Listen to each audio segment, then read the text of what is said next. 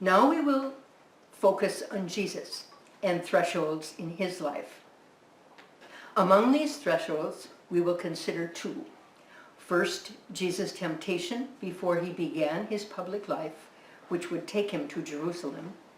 And second, his struggle in the Garden of Gethsemane before he was arrested and condemned to death. For the sake of consistency, we will follow the accounts in the Gospel of Matthew for these two thresholds for Jesus. Before Jesus began his public ministry, he went to see his cousin John, who was preaching in the desert and calling for reform. John was viewed as a prophet by the throngs that went to hear him. Jesus may have stayed with John for some time, listening and absorbing John's message. As a sign of his approval and acceptance of John's preaching, Jesus asked to be baptized. Following this event, Jesus knew it was time to begin his public ministry, but first he felt called to go to the desert to fast and pray. The period of 40 days or 40 years stands as a familiar period of time in Israel's history. The stories of the flood, Moses with God on Mount Sinai, and the Israelites in the desert before entering the promised land all use the number 40 to indicate a period of trial. Matthew writes that Jesus fasted and prayed for 40 days and nights, and then he was tempted. The time of fasting and praying for Jesus served as a threshold, as a sacred now time for him, a time to grow into an understanding of his public ministry. In the years of his private life in Nazareth, Jesus had the opportunity to study the scriptures. He learned the stories of the patriarchs. He embraced the Exodus tradition. He learned well the law written in the book of Deuteronomy. But he especially absorbed the work of the prophets. From the way he would conduct his public ministry, it is evident that the prophet called Second Isaiah had a profound effect and influence on Jesus. The servant songs written by this prophet stand as a pattern for Jesus' life. Jesus may well have emerged from his temptation threshold, seeing himself as the servant described in the first servant song. Here is my servant whom I uphold. The temptations offered Jesus ways for him to approach his mission. He could use power. The devil suggested, "Command that these stones become loaves of bread." He could use notoriety. Taking Jesus to the parapet of the temple, the devil said, "Throw yourself down and the angels will support you." He could use the wealth and possessions that would come with alliance with those in power.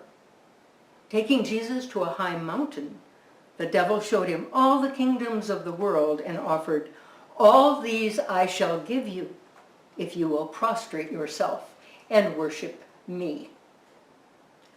Despite being hungry, despite being an unknown man from Nazareth, despite being poor and unallied with systems of power, Jesus rejected all the devil's offers.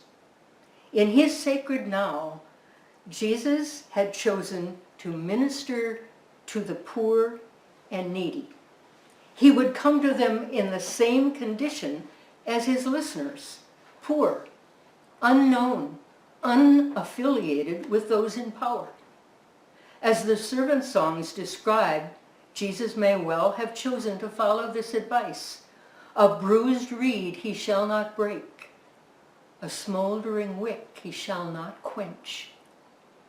As a teacher, he knew what his message must be. As the servant songs assured him, "The Lord has given me a well-trained tongue, that I might speak to the weary a word that will rouse them." He emerged from his threshold of temptation, having grown into an understanding of how to conduct his ministry. He would approach people not from a position of power, but from a position of compassion and service He would see through the eyes of the poor and the needy, not through the eyes of those who condemned them. He would speak of a loving God, not of a punishing God who judged people for not being holy enough or good enough or rule-bound enough. And Jesus also knew from his threshold time in prayer and fasting that this approach would place him in conflict with his religious authorities, who were big into us and them thinking, who wielded power by saying who belonged and who did not. Thus, Jesus began his public ministry, which would lead him inevitably to Jerusalem to confront the leaders who taught and lived by the purity system, which they believed allowed them to separate the people into holy ones and sinners. Early in his gospel, Matthew placed Jesus on a mountain, presenting him as the new Moses delivering the new law. Jesus reinterpreted the law to his listeners, thereby challenging the scribes and Pharisees who were teachers of the law. You have heard that it was said, an eye for an eye, a tooth for a tooth. But I say to you, offer no resistance to one who is evil. When someone strikes you on your right cheek, turn the other to him as well. You have heard that it was said, you shall love your neighbor and hate your enemy. But I say to you, love your enemies and pray for those who persecute you. Jesus summed up the law in these words, this is the law and the prophets. Do to others whatever you would have them do to you. Jesus went on to describe the blessed, not those whom the religious authorities called holy, not those who kept the Sabbath perfectly, not those who did all the proper washing before meals, not those who fasted at all the prescribed times, not those who were unaffected by illness, not those who worked at acceptable occupations, not those coming from approved parentage. Rather, these are the blessed, the poor in spirit, they who mourn, the meek, they who hunger and thirst for righteousness, the merciful, the clean of heart, the peacemakers, those persecuted for the sake of righteousness. Jesus had many encounters with the religious authorities, each time increasing the conflict. For example, the Pharisees and scribes came to Jesus from Jerusalem and said, "Why do your disciples break the tradition of the elders? They do not wash their hands when they eat a meal." One time, seeing the disciples picking the heads of grain and eating them on the Sabbath, the Pharisees said to Jesus, "Your disciples are doing what is unlawful to do on the Sabbath." In Jerusalem, Jesus came into the temple area, and the chief priests and the elders of the people approached him as he was teaching and said, "By what authority are you doing these things? And who gave you this authority?" The Pharisees had one of their scholars of the law test Jesus by asking him, "Teacher, which commandment in the law is the greatest?" After Jesus' entry into Jerusalem, Matthew devotes an entire chapter in his gospel to Jesus' denunciation of the scribes and Pharisees. In the tradition of the prophets who denounced their religious leaders for their hypocrisy, Jesus accused the scribes and Pharisees. The scribes and the Pharisees have taken their seat on the chair of Moses. Therefore, do and observe all things whatever they tell you, but do not follow their example, for they preach, but they do not practice. Woe to you, scribes and Pharisees, you hypocrites! You are like whitewashed tombs, which appear beautiful on the outside, but inside are full of dead men's bones. Matthew begins the story of Jesus' passion and death with a brief description of the plot of the religious leaders to have Jesus arrested and put to death. The chief priests and the elders of the people assembled in the palace of the high priest, who was called Caiaphas, and they consulted together to arrest Jesus by treachery and put him to death. Jesus knew the time had come. He had spent his public ministry teaching the people an opposite approach from that of the religious leaders. The religious hierarchy was caught in the purity system, which separated people according to norms of holiness, proper parentage, acceptable occupations, rigorous keeping of the Sabbath, proper washing before meals, having no health issues, refusing to associate with sinners. Jesus refused to follow this system, seeing it as intolerant, abusive, and totally unacceptable. He did not separate people. He gathered people, rich and poor, healthy and sick, saints and sinners. He did not follow the strict Sabbath rules nor the prescriptions for elaborate washing before meals.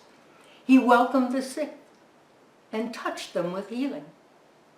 He welcomed so-called sinners and ate with them. He taught people to care for each other and to love even their enemies.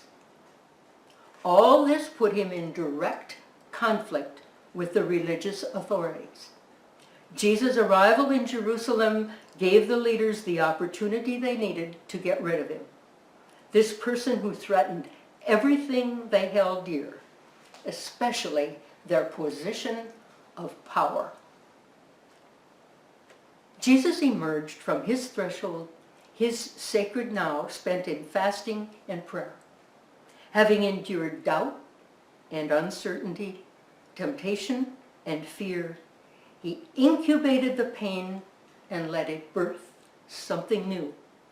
His public ministry, fueled by compassion and determination to be servant, not master. Fidelity to this ministry would bring him to Jerusalem, where conflict with the religious authorities would sharpen, and Jesus knew they would demand his death. This brings us to the painful threshold of Gethsemane. After sharing the Passover meal with his disciples, Jesus took them with him to Gethsemane to pray. Knowing the time of his death was close, Jesus felt the need for the companionship of his friends. Taking 3 of them to his place of prayer, he said to them, "My soul is sorrowful even to death. Remain here and keep watch with me." Going on a little farther, Jesus fell prostrate on the ground and prayed, "My Father, if it is possible, let this cup pass from me. Yet not as I will, but as you will." He may have even thought, as did the servant in the servant song, that he had failed in his mission. "I thought I had toiled in vain and for nothing spent my life." In his sacred now, Jesus agonized over the imminent threat to his life. He went back to seek comfort from his disciples, but they were asleep. "So you could not watch with me for 1 hour?" He returned to pray, overwhelmed by darkness and pain, yet recognizing and accepting the sacredness of his now. And he prayed, "My Father, if it is not possible that this cup pass without my drinking it, your will be done." Returning to his disciples, he found them asleep again, so he left them and prayed a 3rd time, saying the same thing again. When he came back to his disciples this time, he said, "Behold, the hour is at hand. Get up, let us go. My betrayer is at hand." Jesus stood on this threshold, having known since the beginning of his public ministry that it would come to this. Yet this knowledge did not lessen his agony or soften the urgency of his prayer. He stood in the utter pain of fear, abandonment, and anguish, in his sacred now and found the inner strength to incubate the pain and let it birth something new. He was able to stand innocent before those who came to arrest him. He stood innocent before members of the Sanhedrin. He stood innocent before Pilate. He stood innocent before the soldiers that took him to Golgotha. He was sentenced to death because his religious authorities denied the truth of his message, insisting on the rightness of their control of the purity system where they could separate people according to their degree of holiness or lack of it. Like Jonah, like the friends of Job, these religious authorities stubbornly clung to their narrow-mindedness and let the innocent suffer. On the threshold of Jesus' trial, they had an opportunity to change, to become what their prophets had called them to be, givers of justice, care, compassion. But their current position of power kept them wrapped in the values of success, honor, and possessions, refusing to unwrap themselves from the bonds of the purity system. They emerged shrunken from their threshold. In contrast, Jesus did not shrink. He accepted his death sentence. Jesus had seen the pain of not belonging in the eyes of those whom he taught. He had seen the pain of rejection in the eyes of the so-called sinners with whom he ate. In the sacred now of carrying his cross, he carried the weight of their pain. In carrying his cross to Golgotha, he lived out the words said of the servant, "It was our infirmities that he bore, our suffering that he endured." He was condemned to death because his teaching and ministry had made it clearly evident that he had rejected the teaching of his religious leaders who claimed that only those who kept all the purity laws were acceptable. He would be crucified because he had chosen to walk in the company of the poor, the sick, and the sinners, and to minister to them. In the words of the servant song, "A bruised reed he did not break, nor a smoldering wick did he extinguish. With his well-trained tongue he had spoken to the weary a word that would rouse them." Thresholds of uncertainty, thresholds of pain, cocoons of darkness, seeds of pain. In conclusion, we have seen Jonah, the barren women, Job and his friends, Jesus and his religious leaders standing in the sacred now on their thresholds, living in their cocoons, their seeds. We have seen that some of these persons, like Jonah, the friends of Job and the religious authorities condemning Jesus, emerged from their thresholds unchanged, shrunken, shriveled. Stubbornly clinging to their narrow-minded views, they refused to allow themselves to consider other positions, to allow themselves to grow. In contrast, we saw the barren women, Sarah, Hannah, and Elizabeth, and Job and Jesus emerging from their sacred now transformed, having lived with questions, having doubted, having prayed to be freed from the pain of scorn, having known fear and abandonment, they endured with patience, and having incubated the pain, let it birth something new. In conclusion, I invite you to celebrate the wonder of now in the words of Maya Angelou, Thich Nhat Hanh, Lynn Ungar, Jason Mraz, and an anonymous poet. My family will lead us in these reflections.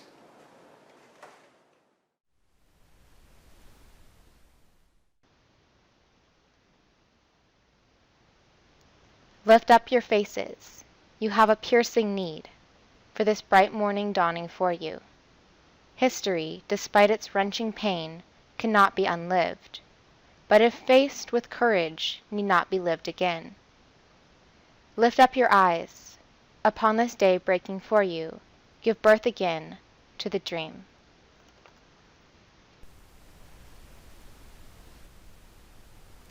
The now embraces all the winds and all the might-have-beens. The now is a remarkable, fascinating, and beautiful place, the foundation of all time and space. The now is the only thing that is solid and real. The day that you have been waiting for is today.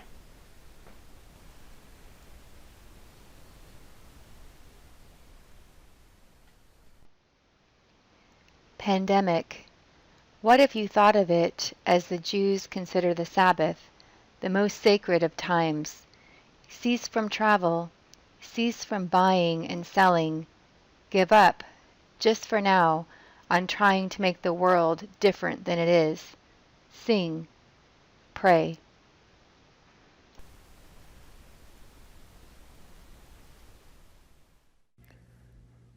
We can see only if we go back to the now. It is that simple. The now is the only moment when and where you can find what you've been looking for. It turns out that everything you have been looking for is already there in the present moment.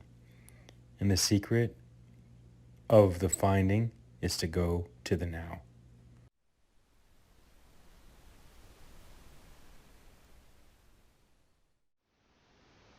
With peace in my mind, with peace in my heart, peace in my soul. Wherever I am going, I'm already home, living in the moment. I can't walk through life facing backwards. I have tried. I tried more than once to just make sure, and I was denied the future I'd been searching for. But I spun around and hurt no more by living in the moment.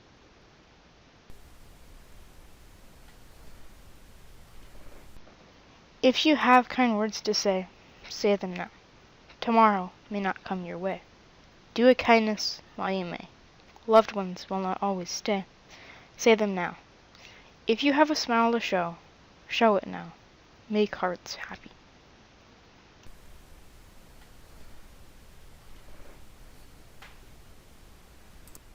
Do not reach out your hands.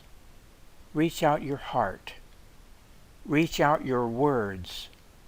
Reach out all the tendrils of compassion that move invisibly where we cannot touch. Promise this world your love, for better or for worse.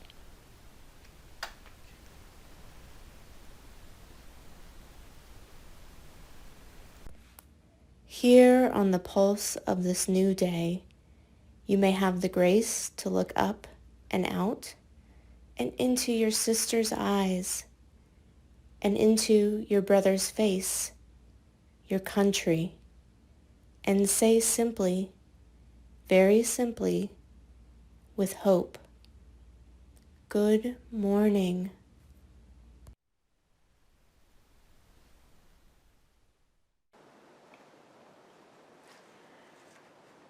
Having reflected on the wonder of now, may we learn to live in it with patient endurance. And if it is painful, may we incubate the pain and let it birth something new.